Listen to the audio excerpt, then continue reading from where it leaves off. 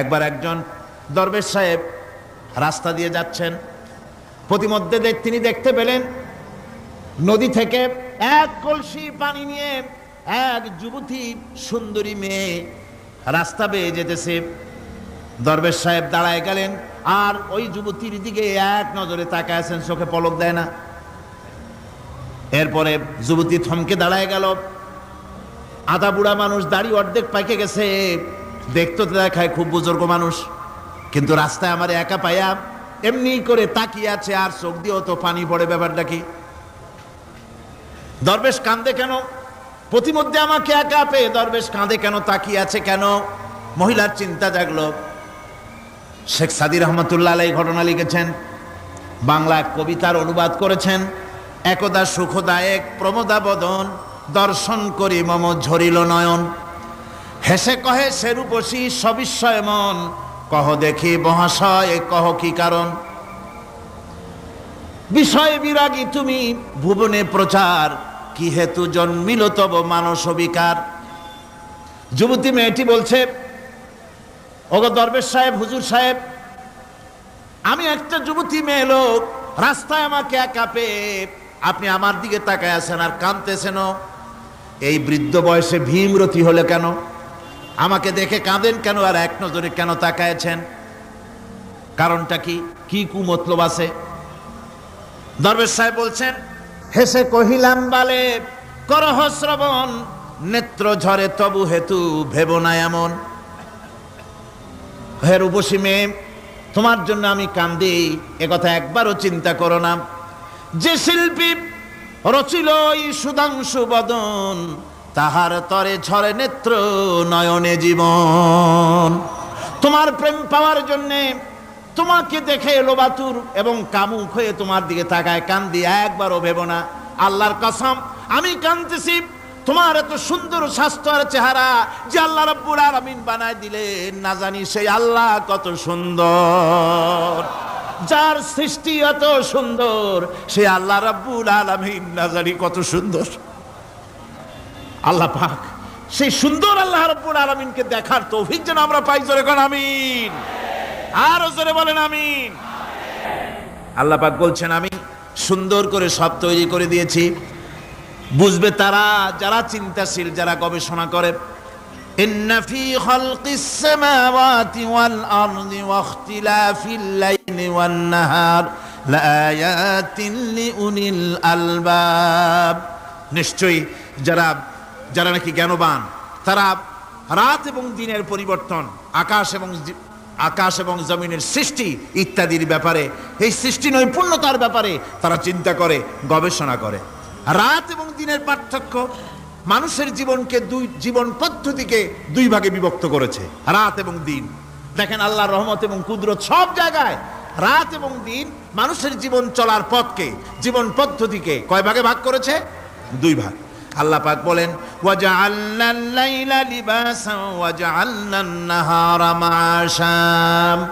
আমি রাতকে করেছি শান্তির বাহন, রাতকে করেছি আচ্ছাদন, শান্তির বাহন, আর দিনকে করেছি রোজগার করার জন্য। দিনের বেলায় রোজগার করবে, কামাই রুজি করবে, কল কারখানায় যাবে, খেতে খামারে যাবে, অফিস আদালতে যাবে, কাজ কাম করবে। এ কাজ করে করে শরীরের ভিতরে ক্লান্তি আসে, অবসাদ এসে যায়। আল্লাহ রাব্বুল আলামিন বলেন, আমি আবার রাত বানালাম। ওই রাতের বেলায় মানুষ যখন ঘুমায় যায়, এই ঘুম তার সমস্ত অবসাদ আর ক্লান্তি দূর করে দিয়ে সকাল বেলায় আবার তাজা মানুষ করে সমস্ত একেবারে পরিপূর্ণ কর্মক্ষম একজন মানুষে তাকে পরিণত করে দেয়। রাতটাকে আচ্ছাদন করে দিয়েছি, দিনের কোলাহল মুক্ত রাত। সূর্যের আলোর ঝলকানি, তীব্র আলো নাই, চিৎকার নাই, আওয়াজ নাই। রাতের একটি অন্ধকার চাদর পরিয়ে দিলাম এই পৃথিবীর উপরে। রাতের একটি অন্ধকার চাদর পৃথিবীর উপরে পরিয়ে দিলাম। কোলাহল মুক্ত পৃথিবী। এখন সূর্যের তীব্র আলো আর নাই। এখন আরামে তুমি ঘুমিয়ে যাও, ঘুমাও, আবার সকালবেলা উঠে তুমি কাজ করবে। আল্লাহ পাক বলেন, আমি এভাবে ومن رحمته جعل لكم الليل والنهار لتسكنوا فيه ولتبتغوا من فضله আল্লাহর রহমতের ভিতরে এটাও রহমত, আল্লাহর করুণা, আল্লাহর দয়া যে তিনি দিনকে করেছেন রুজি কামার জন্য, রাতকে করেছেন তিনি তোমাদের জন্য ঘুমাবার জন্য, বিশ্রামের জন্য। এই ব্যবস্থা আল্লাহ রাব্বুল আলামিন করেছেন, যিনি তোমাদেরকে দুপুর বেলায় বিকেল বেলায়ও তোমাদেরকে অবসাদ গ্রহণের জন্য, আরামের জন্য দুপুর এবং বিকাল সকাল ইত্যাদি তৈরি করেছেন।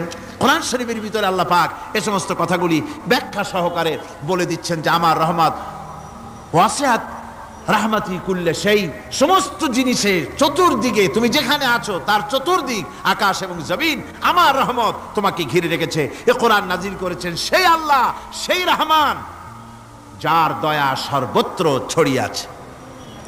আল্লাহ পাক বলছেন এরপরে তোমাকে সৃষ্টি করলাম, জমিন সৃষ্টি করলাম খাবারের জন্য। আমার রহমতের বিষয়টা দেখো, আমি এমন দয়াবান, এমন মেহেরবান। এবার তোমার খাবারের জরুরত হলো তুমি কি খাবে, সেজন্য এই জমিনে ফসলের ব্যবস্থা আমি আল্লাহ করেছি। জোরে বলেন সুবহানাল্লাহ। জমিন শুকায় গেছে, বৈশাখ মাসের জ্যৈষ্ঠ মাসের প্রচন্ড রৌদ্রের তাপে জমিন শুকায় গেছে। এই জমিনে তুমি ফসল ফলাবে কি করে যদি না পানি দিয়ে জমিনটারে ভিজায় দেই? আল্লাহ বলেন জমিন ভিজাবার দায়িত্ব আমি নিলাম। আল্লাহুল্লাযী আরসালার রিয়াহা ফাতুসিরু সাহাবা। সমুদ্রের পানি, লবণাক্ত পানিগুলি বাষ্পীয় আকারে উত্থিত হয়ে যায়, মেঘমালায় পরিণত হয়ে যায়। বাতাসকে বলি এই মেঘকে টেনে নিয়ে যাও অমুক জায়গার উপরে, মেঘ চলে এলো। আল্লাহ বলেন ফাসুকনাহু ইলা বালাদিম মাইয়িতিন ফাআহইয়ানা বিহিল আরদা বাদা মাউতিহা কাযালিকান নুশুর। আল্লাহ পাক বলছেন বৃষ্টির পানি পড়লো, মরা জমিন জিন্দা হয়ে গেল। এই মরা জমিন জিন্দা হলো। এরপরে তুমি বীজ বপন করলে, ধান বপন করলে, গম বপন করলে, মাটির খাসলাত হলো সব পচায় দেওয়া। মাটির খাসলাত কি? কথা বুঝেন না? মাটির ধর্মটা কি? পচায় দেওয়া। যা রাখেন পচে যাবে, লোহা রাখেন জং ধরে যাবে, পাথর রাখেন আস্তে আস্তে, এ ধরনের যেসব জিনিস রাখেন আস্তে আস্তে করে ধ্বংস হয়ে যাবে, পচে যাবে। ওই মাটির ভিতরে ধান এবং গম, আপনার ফসল, আপনার খাদ্য, আপনার রিজেককে আমানত করে দিলেন। আল্লাহ পাক ওটাকে হেফাজত করলেন। এরপরে ওর ভিতর থেকে পাতা অঙ্কুরিত হয়ে বেরিয়ে এলো। এখন কেউ যদি বলে আল্লাহ যদি পানি না দেন, আল্লাহ যদি বৃষ্টিটা না দেন, তাহলে আমার অসুবিধাটা কি? আল্লাহ বলেন দেখো বৃষ্টিটা তো আমি দিলাম। বৃষ্টিটা কে দিলেন? আল্লাহ পাক বলেন আফারাআইতুমুল মাআল্লাযী তাশরাবুন আআনতুম আনজালতুমুহু মিনাল মুজনি আম নাহনুল মুনজিলুন। তোমরা যে পানি পান করো, আকাশ থেকে এই পানিটা কে বর্ষণ করে? তুমি করো না আমি করি? কে করে জোরে কোন? আল্লাহ পাক বলছেন আমি পানি বর্ষণ করি। সেই পানিটা এই যে বঙ্গোপসাগরের পানি, আপনাদের কর্ণফুলীর পানি, মিষ্টি না নোনা? কি পানি জোরে কোন? এই নোনা পানি আকাশে উঠলো। আল্লাহ পাক বলেন ইচ্ছে যদি করতাম লাউ নাশাউ জাআলনাহু জাজান ফালাউলা তাশকুরুন। পানি উঠালাম নোনা পানি, ইচ্ছে করলে লবণাক্ত অবস্থায় অবতীর্ণ করে দিতে পারতাম, জমিনের ফসল সব নষ্ট হয়ে যেত। কিন্তু আমি নোনা পানি উঠায়া ওই পানিগুলিকে মিষ্টি করে আমি নাজিল করে জোরে কান সুবহানাল্লাহ। আল্লাহ পাক বলেন গাছ উদ্গত করে দিলাম, গাছ এবার বড় হলো। এই গাছ আল্লাহ রাব্বুল আলামিন এই গাছ তৈরি করলেন। এই গাছ শুধু আপনার জ্বালানি দেয় না, গাছ শুধু ফল দেয় না, এই গাছ মানুষের জন্য, গাছ হচ্ছে বন্ধু। মানুষের জন্য গাছ কি জোরে কোন? কি বন্ধু। সেই বন্ধুরে জন্মের কাটা কাটবেন নাকি? এই গাছ তৈরি হচ্ছে। গাছ বন্ধু কি করে? গাছ বন্ধু হচ্ছে আমরা যে শ্বাস প্রশ্বাস নেই, মুখের থেকে নাকের থেকে যে শ্বাসটা ফেলি, সেটা হচ্ছে আমরা গ্রহণ করি বাতাস থেকে অক্সিজেন, ছেড়ে দেয় কার্বন ডাই অক্সাইড। এটা হচ্ছে বিষ। এটা কি? আমরা নিলাম পরিশুদ্ধ অক্সিজেন, নিলাম, ছেড়ে দিলাম এটাকে বিষ করে। এই বিষটা ছড়িয়ে গেল। এখন এই বিষ যদি আল্লাহ পরিশুদ্ধ করার কোনো ফ্যাক্টরি না বানাতেন, তাহলে পৃথিবীর সমস্ত প্রাণী মরে যেত। সুবহানাল্লাহ কইতে ইচ্ছে করে না? আল্লাহ পাক কি ব্যবস্থাটা করলেন। কোন দুনিয়ায় ফ্যাক্টরি নাই মানুষ যে বিষাক্ত করে দেয় আবহাওয়াকে, সেটাকে রিফাইন করার ব্যবস্থা মানুষের কাছে নাই। আল্লাহ ব্যবস্থা করেছেন কি, আল্লাহ পাক গাছ বানায় দিলেন, গাছের সবুজ শ্যামল রং, ঘাসের সবুজ শ্যামল রং, তার খাদ্য হতেছে আপনি যেটা ছেড়ে দেন, আপনার জন্য যেটা বিষ সেটা হচ্ছে তার জন্য খাদ্য। কার্বন ডাই অক্সাইড গাছ টেনে নেয়, সারা রাত টানতে থাকে, অক্সিজেন থেকে বাতাস থেকে সারা রাত টানতে থাকে, কার্বন ডাই অক্সাইড খাবার হিসাবে সে টেনে নেয়। আর দিনের বেলায় যখন রোদ ওঠে, সূর্যের উত্তাপ আর গাছের সবুজ রং দুটোতে মিলে এক প্রকারের রন্ধন ক্রিয়া হয়, রাঁধা হয়। সেই রান্নার মাধ্যমে গাছের ভিতর থেকে গাছ আবার অক্সিজেন মানুষের জন্য, প্রাণীর জন্য ছেড়ে দেয়। সুবহানাল্লাহ। তো গাছ আপনার জন্য বন্ধু, একদিকে গাছ আপনার এই কাজ করলো, ফার্নিচার বানাইলো, ছায়া দিল, ফল দিল। আল্লাহ পাক বলেন এই গাছগুলি কে তৈরি করলো? মিয়া তুমি করছো? না আমি করছি। আমি আমার রহমত দিয়ে তোমারে গাছ বানাই দিলাম, এরপরে ফসল দিলাম, ফসল হলো, তোমার তরি তরকারি হলো, সব কিছু তোমার হয়ে গেল। এবার ফসল দেখা মানুষে যখন দেখে জমিনে বড় বড় ধানের গোছা হয়েছে, মোটা মোটা ধানের গোছা হয়েছে, মোছে তখন তেল মাখে আর নতুন নতুন গানের আয়োজন করে। এবার ফসল বেশি হয়েছে, গান, থিয়েটার, বাজনা, গুনাগার বিবি, কত রকমের গানের ব্যবস্থা করে ফেলে। জমিনে ফসল আর মোছে তেল মাখে আনন্দে। আল্লাহ রাব্বুল আলামিন বলেন লাউ নাশাউ লাজআলনাহু হুতামান ফাযালতুম তাফাক্কাহুন। আমি যদি ইচ্ছে করি তোমার জমিনের সমস্ত ফসলটাকে আমি সম্পূর্ণ কুটায় পরিণত করে দিতে পারি, তুষে পরিণত করে দিতে পারি। পারেন না? ধানের ভিতরে আল্লাহ যদি চাউল না দেন তাহলে সব তুষ হয়ে যাবে না? তখন কি করবেন আপনারা? কি করবেন? কোন বাংলাদেশ তখন হরতালের দেশ। যখন আপনি দেখলেন যে জমিনে ধানে এবার সব তুষ হইছে, তখন আল্লাহর বিরুদ্ধে হরতাল করেন। লাভ হবে কিছু? লাভ হবে? আল্লাহর বিরুদ্ধে আপনারা অনশন ধর্মঘট করেন, লাভ হবে কিছু? কোনো লাভ হবে না। আল্লাহ রাব্বুল আলামিন বলেন কোনো লাভ হবে না, বরং তোমরা তখন বলবে ইন্না লামুগরামুন বাল নাহনু মাহরুমুন। কপালে তখন আঘাত করবে, করাঘাত করতে থাকবে আর বলবে যে আরে কপাল পোড়া হয়ে গেলাম, হতভাগ্য হয়ে গেলাম, বঞ্চিত হয়ে গেলাম, আল্লাহর রহমত থেকে সর্বনাশ হয়ে গেল। তখন কপালে আঘাত করা ছাড়া আর কিছুই করতে পারবে না। আল্লাহর বিরুদ্ধে মিছিল চলে না, সমাবেশ চলে না, বিক্ষোভ চলে না, হরতাল চলে না। মহান আল্লাহ রাব্বুল আলামিন বলছে দেখো এইভাবে করে তোমার ফসলের ব্যবস্থা আমি আল্লাহ করেছি। আমি রহমান, আমি আল্লাহ পাক কি এমন রহমান। আজ জমিনে ফসল বৃদ্ধির জন্য ইউরিয়া, সুপার সালফেট, সালফার সারের ব্যবস্থা হয়েছে, নানান জাতের সারের ব্যবস্থা হয়েছে। যখন এই সার মানুষ তৈরি করতে শেখে নাই, আবহমান কাল থেকে এই জমিনের জন্য সারের ব্যবস্থা কে করেছেন? জোরে কোন? আল্লাহ পাক বলেন আমিন আয়াতিহি আইয়ুরিকুমুল বারকা খাউফাও ওয়া তামাম। আমার অসংখ্য নিদর্শনাবলীর মধ্যে এটাও একটি নিদর্শন যে আকাশে বিদ্যুৎ চমকে মেঘের গর্জন হয়। এই যে বিদ্যুৎ চমকে গর্জন হয়, এর মধ্যে রয়েছে মানুষের জন্য ভীতি এবং আশা। তারা ভয় পায় আর এর মধ্যে আশাও রয়েছে। আশাটা কি? আশা হচ্ছে এই যে বিদ্যুৎ যে বছর যত বেশি চমকায় মেঘে, সে বছর জমিনে ফসল তত বেশি বাড়ে। কৃষিবিদরা বলেছেন বিদ্যুৎ যত বেশি চমকায় জমিনের ফসল তত বেশি বাড়ে। সুবহানাল্লাহ ওয়া বিহামদিহি। এর একটা সিস্টেম আছে, সেই সিস্টেম অনুযায়ী আল্লাহ জমিনে ফসল বাড়ায় দিলেন। আল্লাহ ফসল দিলেন। এবার আপনার আল্লাহ পাক বলছেন দেখো ফসল দিলাম, ধান হলো, চাউল হলো, মাছ হলো, গোশ হলো, সব হয়ে গেছে, এখন তুমি খাবে। রান্না বান্না হয়ে গেল, রহমত আমার দেখো, আমার রহমতটা দেখো। এ কোরআন শিখাইছেন সেই আল্লাহ রাব্বুল আলামিন যার নাম রহমান। জোরে বলেন তার নাম কি? রহমান। চাউল হয়ে গেছে, চাউল তো শুধু ভর্তা বানায় খাওয়া যাবে না, ভাত হয়েছে, আটা দিয়া রুটি তৈরি হয়েছে, কি দিয়া খাবেন? আল্লাহ রাব্বুল আলামিন আপনার পুকুরের ভিতরে মাছ দিয়া দিলেন, জন্তু জানোয়ার দিলেন, চার পায়া জানোয়ারের গোশত হালাল করে দিলেন, পাখির মাংস আল্লাহ রাব্বুল আলামিন হালাল করে দিলেন। এখন মাছ হলো, গোশ হলো, মাছ আর গোশ সিদ্ধ করে খাওয়া যাবে? জোরে বলেন যাবে? যাবে না। তার গন্ধ নষ্ট করতে হবে আর সুঘ্রাণ সৃষ্টি করতে হবে।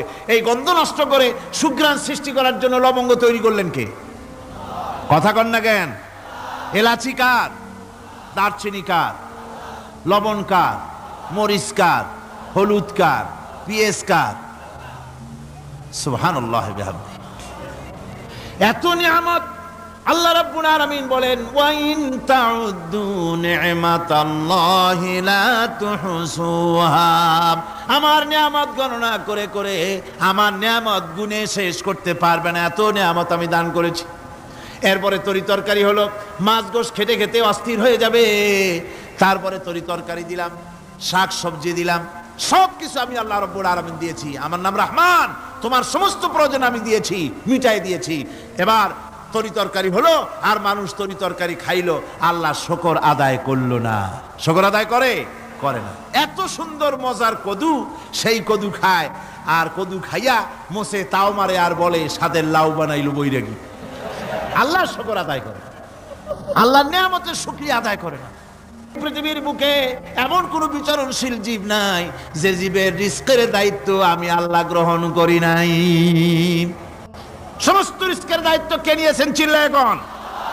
আল্লাহ সুবহানাহু ওয়া তাআলা। আচ্ছা আপনি কোন তো দেখি, একজন জমিদার, একজন বড় লোক, চৌধুরী, খুব বড় লোক, তার বাড়িতে 20 জন লোক গেছে রাতের বেলায়। 20 জন লোক গিয়ে মেহমান হইল। মেহমান হইয়া তারা বলতেছে, সাহেব আমরা তো মেহমান, আমি এক একজন এক এক রকমের খাবার চাইলো।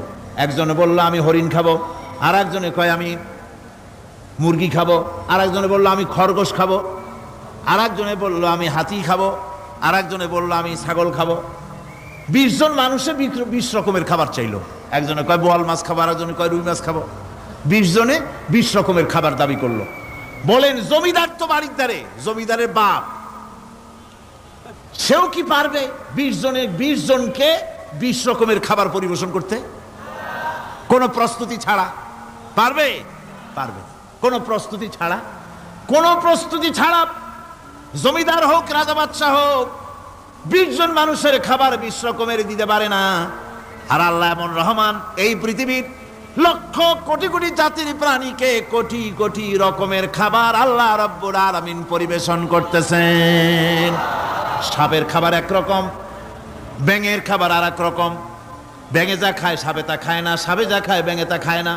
হাতির খাবার, গন্ডারের খাবার, ভল্লুকের খাবার, বাঘের খাবার, সিংহের খাবার, মানুষের খাবার, ছাগলের খাবার, মুরগির খাবার, মশার খাবার, সারপোকার খাবার, সমস্ত খাবার ভিন্ন ভিন্ন। আবার সমস্ত খাবারের মজা আল্লাহ রাব্বুল আলামিন আলাদা আলাদা করে দিয়েছেন।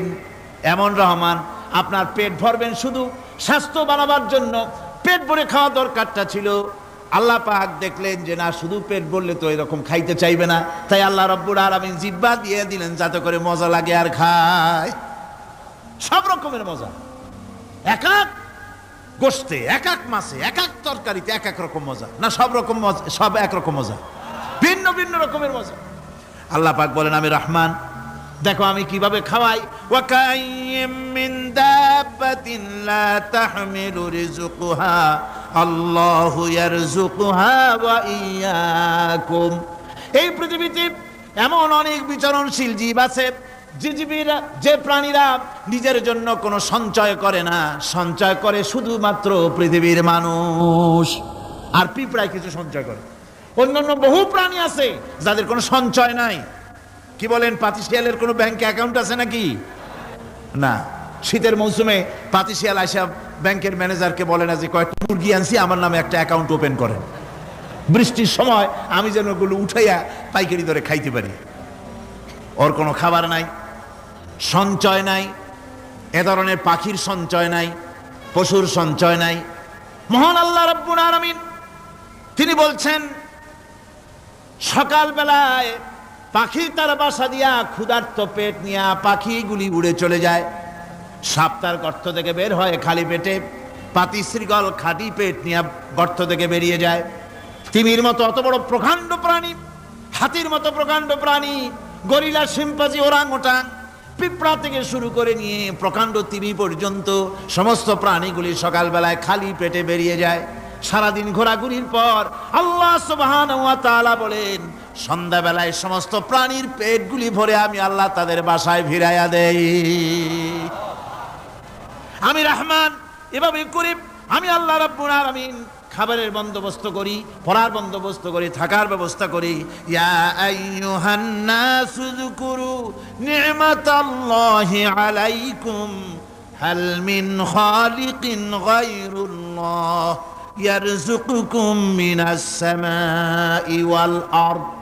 ও পৃথিবীর মানুষেরা, ওই আল্লাহর স্মরণ করো, আল্লাহর নিয়ামতের শুকরিয়া আদায় করো যে আল্লাহ তোমাকে আকাশ থেকে জমিন থেকে রিজিক দেন। ওই আল্লাহ ছাড়া আছে কি কেউ যে তোমাকে আকাশ থেকে রিজিক দেয়, জমিন থেকে রিজিক দেয়? লা ইলাহা ইল্লা হুয়া ফাআন্না তুফাকুন। ওই আল্লাহ ছাড়া কোনো ইলাহা নাই, কেন তোমরা বিভ্রান্ত হও? সেই আল্লাহর দিকে ফিরে আসো। আল্লাহ পাক বলছেন মুমিনকে উদখুলু ফিস সিলমে কাফ, 16 আনা দাখিল হও। আমাকে যখন মেনেছো, আমার সামনে মাথা নত করে দাও। কারো কাছে কিছু চাইও না, চাইবা কার কাছে? চিল্লায় কোন? আল্লাহর কাছে চাও। তিনি কি তোমাকে দিতে অক্ষম? বলেন, তিনি কি অক্ষম? যদি অক্ষম না হন তাহলে আপনারা মাজারে যান কেন? মাজারগুলিতে আমার দেশের লোকেরাই মাজারগুলি ব্যবসা বাজায়, ব্যবসা বড় করে দিয়েছে, ঠিক কিনা? ঠিক কিনা? মাজারের ব্যবসা আর তথাকথিত বিদআতপন্থী লোকেদের ব্যবসা। নিজেকে কেউ তো নিজেকে পীর বানিয়েছে বড় রকমের। সব পীরের আমি কিন্তু সমালোচনা করি না, আমার দেশে হক্কানি পীরেরা নিশ্চয়ই আছে। কারণ আলহামদুলিল্লাহ, বলেন আলহামদুলিল্লাহ। আমি যখনই পীরের কথা বলবো আপনারা অবশ্যই বুঝে নেবেন আমি পাইকারি দরে বলি না, হক্কানি পীর নিশ্চয়ই আছে। আমি বলি ব্যবসায়ী পীরের কথা। কার কথা? কেউ তো নিজেকে নাম, নিজের নামটা লেখায় এমন ভাবে নাম তালাশ করে খুঁজে পাওয়া যায় না। ইমামুল আইম্মা, জামানার মুজাদ্দিদ, সিরাজুস সালিকিন, মিসবাহুল আরিফিন, সিয়াহে দামদান, মুহিব্বে পান্দান, কত বিশাল নামের লকব, নাম খুঁজে পাওয়া যায় না। আছে না? আছে না? এরপর আবার তো কেউ সম্রাট হয়ে বসে থাকে। ভাবখানা এই যে ওনাদের কাছে গেলেই ওনারা আপনার মনের আশা পুরা করে দেবে। নাউজুবিল্লাহ। আপনারা ছেলে দেবে, মেয়ে দেবে, পত্রিকা আসে অমুকের দোয়ায় 40 বছর পর ছেলে পাইছি। হাতের মধ্যে ডিম দেয়, ডিম সিদ্ধ হয়ে যায়। কি আশ্চর্য কথা! আর বাচ্চা পেটের মধ্যে ঢুকে যায়। নাউজুবিল্লাহ, নাউজুবিল্লাহ। এই যারা করছে এ সম্পর্কে শায়ের খুব সুন্দর করে বলেছেন, ये हाल तेरा जाल है मकसूद तेरा माल है, ये हाल तेरा जाल है मकसूद तेरा माल है, क्या जब तेरा चाल है लाखों को अंधा कर दिया। तुम्हारी अवस्था হলো জালিয়াতি। তুমি নিজেকে সম্রাট ধারণ করেছো নাম, তুমি নিজেকে সৈয়দ নাম ধারণ করে পীর মাশায়েখ নাম লাগায় দিয়া মানুষকে ধান্দায় ফেলে রুজি কামাচ্ছ। মানুষকে ব্যবসার ধান্দায় ফেলে দেওয়া হয়েছে, রুজি রুটি কামাবার ব্যবস্থা করা হয়েছে। আমি আপনাদের মধ্যে এই কথাটা ঢুকাতে চাই, আমি কোন দুঃখে মাজারের কাছে বা কোনো ব্যক্তির কাছে গিয়ে আমার ছেলে চাইবো, মেয়ে চাইবো? আলাইসাল্লাহু বিকাফিন আবদা। আমার আল্লাহ বলছেন, কে বলছেন? কে বলছেন? আলাইসাল্লাহু বিকাফিন আবদা। আমি কি আমার বান্দার জন্য যথেষ্ট নই? জবাব দিতে কিন্তু আপনারা পারেন নাই। প্রশ্নটা কার? প্রশ্নটা কার? আবার শুনুন আর মুমিনের মতো জবাব দিবেন। আলাইসাল্লাহু বিকাফিন আবদা। আমি কি আমার বান্দার জন্য যথেষ্ট নই? বলুন অবশ্যই যথেষ্ট। মাজারের কাছে যায়, খাজা বাবার কাছে, ইয়া খাজা মেরে মতলব কো পুরা কর দে। খাজায় আপনার মতলব পুরা করবে কেমনে? ওনার মতলবই তো পুরা করছে আল্লাহ। কে পুরা করেছেন? আল্লাহ পাক করেছেন। সুতরাং খাজা আপনার মতলব পুরা করতে পারবে না। আপনার মনের আশা পূর্ণ করার মালিক কে? জোরে বলেন কে? ওয়াইজা সাআলতা ফাসআলিল্লাহ ওয়াইজা ইসতাআনতা ফাসতাইন বিল্লাহ। যদি কিছু চাইতে হয় আল্লাহকে, আল্লাহর কাছে চাও। কিছু বলতে হয় আল্লাহকে বলো। আর আল্লাহরে ছেড়ে দিবা তাহলে কোথায় যাবা? ওটা তো আছেই, আরো কিছু আছে। আমাদের গ্রাম এলাকায় বিভিন্ন দেশে দাঁত যখন পড়ে যায়, ছোটবেলায় দাঁত পড়ে না? অবশ্য আপনাদের পড়ে নাই নাকি? পড়ছে। দাঁত পড়লে ওই দাঁত নিয়ে মুরব্বীরা বলে দাঁতটা নিয়ে যাও ইন্দুরের গর্তের কাছে, যাইয়া বলো ইন্দুর ভাই আমার এই দাঁতটা নিয়ে তোমার ছোট্ট চিকুন দাঁতটা দাও। হায় রে কপাল পোড়া, তুমি আল্লাহরে ছাড়ছো, আল্লাহ তোমার ইন্দুরের পায়ের কাছে নিয়ে হাজির করে দিছে। যা মর ইন্দুরের কাছে যাইয়া। আবার কোন কোন এলাকায় আছে গর্ভবতী নারী ডেলিভারি হবে, প্রসব যন্ত্রণায় কাতরাচ্ছে, মুরব্বীরা বলে বিড়ালের পাও ধরিয়া মাপ চাও। কি আশ্চর্য কথা! গর্ভবতী নারীর ডেলিভারির সাথে বিড়ালের পাও ধরার সম্পর্ক কি? বিড়ালের কাছে এই মা কি অন্যায় করেছে যে বিড়ালের পাও ধরে মাপ চাইবে? তার মানে হচ্ছে আল্লাহরে ছেড়েছ, ইন্দুরের পাও ধর, বিড়ালের পাও ধর। আরো আছে চট্টগ্রামে বাজে বস্তান, বিরাট একটা পুকুর, সেই পুকুরের মধ্যে আছে কচ্ছপ। মুসলমান, আমার নিজের চোখে দেখেছি মুসলমান সেখানে গিয়ে কচ্ছপ গুলা মানুষের খাইয়া খাইয়া খুব বুজুর্গ টাইপের হয়েছে, বিরাট বিরাট, গায়ে শ্বেতা পড়ে গেছে। মুসলমান সন্তান, মুসলমান নরনারী কচ্ছপের পায়ের উপরে হাত দিয়ে হাতে চুমা খায়। তুমি আল্লাহরে ছেড়েছ, আল্লাহ তোমার কসম পর্যন্ত পৌঁছায় দিছে। নাউযুবিল্লাহ, জোরে কন নাউযুবিল্লাহ। ওখানে দেখেছি গাছের সাথে ঝুলানো পাথর আর ইট। জিজ্ঞেস করলাম ফকিরদের কাছে, এই গাছের সাথে ইট পাথর ঝুলানো কেন? কয় যে এটা হচ্ছে যে সমস্ত মেয়েদের বাচ্চা হয় না, বিবাহ হয়েছে 10 বছর 12 বছর হয়ে গেছে, সেই সব হতাশাগ্রস্ত মা বাবা এখানে আসে, মেয়েরা নিজ হাতে এই পাথরগুলো ঝুলায় রাখে, ধারণা এই পাথর এখানে ঝুলতে ঝুলতে একদিন তার নিজের পেট ভারী হতে হতে বাচ্চা হয়ে যাবে। কি জেহালাত, কি অজ্ঞতা, কি মূর্খতা! গাছের সাথে ঝুলানো পাথরের সাথে মায়ের পেটের ভিতরে সন্তান আসবে, কি অজ্ঞতা, কি মূর্খতা, কি জেহালাত! তুমি আল্লাহরে ছেড়েছো, আল্লাহ তোমার ইন্দুরের গর্ত পর্যন্ত পৌঁছাই দিছে। তুমি সারা দুনিয়াকে লাথি মারো, আল্লাহর দিকে চলে যাও, দুনিয়া তোমার পায়ে চুমা খাবে।